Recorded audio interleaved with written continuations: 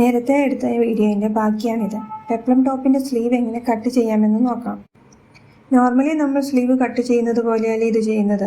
ആദ്യം ഒരു തുണി 4ആയി മടക്കുക. അതിൽ ശ്രദ്ധിക്കേണ്ടത് മടക്ക് ഭാഗം മുകളിലാണ് വരേണ്ടത്, അതായത് സ്ലീവ് ലെങ്ത് മുകളിൽ വരണം.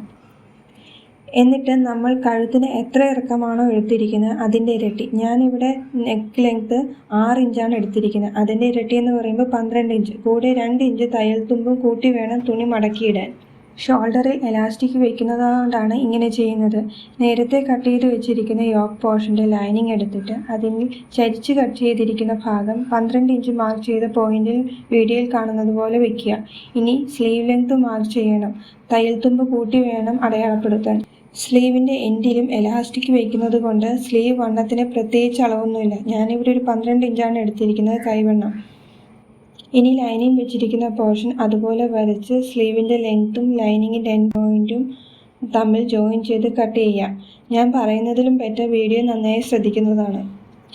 സ്ലീവ് വെട്ടി മാറ്റിയതിന് ശേഷം വീഡിയോയിൽ കാണിച്ചിരിക്കുന്നത് പോലെ ഓരോ ഭാഗവും അടയാളപ്പെടുത്തി വെച്ചാൽ തയ്ക്കുമ്പോൾ കൺഫ്യൂഷൻ വരാതിരിക്കും.